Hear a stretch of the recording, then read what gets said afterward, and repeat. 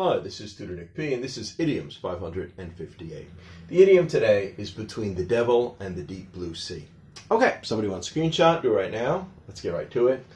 If a person says that someone is between the devil and the deep blue sea, it means that he or she is faced with two equally dangerous or risky alternatives or choices, especially one in which to avoid one will guarantee that one encounters the harm of the other. Okay, let's continue. It is similar to the phrase to be caught between a rock and a hard place, which I did a YouTube video on a long time ago if you wanted to check out that one. This expression is believed to derive from a nautical origin, not a religious one.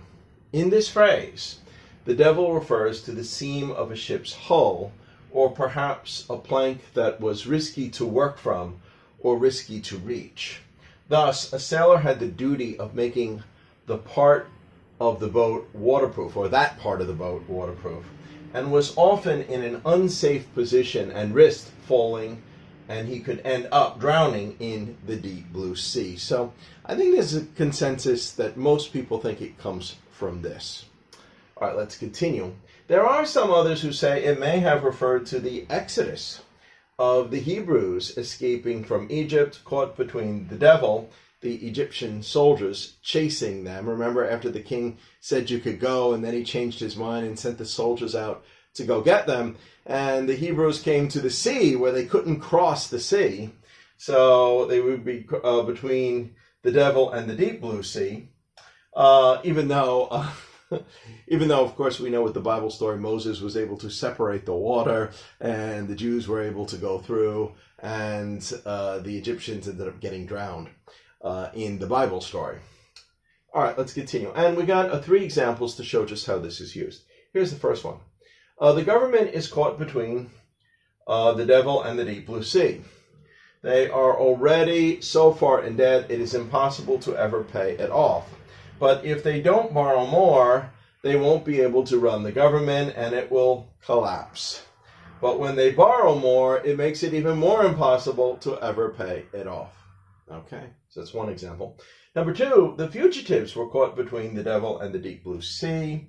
They were trapped between jumping off a cliff into a stream and risking death and injury, or being caught by the authorities chasing close behind them. Yeah, there's a few movies where I've seen scenes like this. I think one was like the old cowboy movie, Butch Cassidy and the Sundance Kid. I think they were being chased by the Mexican army, and they came to a cliff, and one of them said, we have to jump. And he said, no, we can fight him off. And then you found out, I think it was the Sundance Kid, one played by Robert Redford. He said he couldn't swim. so we still got to do it, because we're way outnumbered there, so we have to risk jumping off and jumping into this stream that's going down. And of course, in the movie they did, and they got away.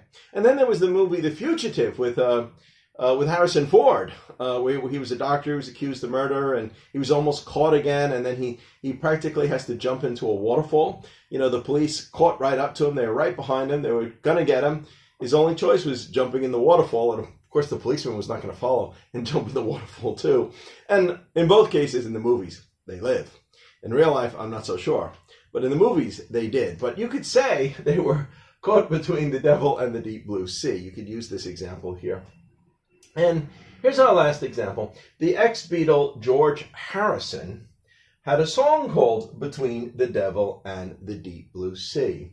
Here are some lyrics, and this is what it went. I don't want you, but I hate to lose you.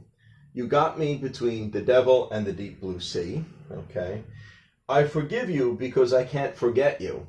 You got me between the devil and the deep blue sea. So you can ponder that and see what, kind of a dilemma, or kind of a situation he was in where he felt, hurt or harmed both ways. Anyway, I hope you got it. I hope it was clear. I hope it was very informative. Thank you for your time. Bye-bye.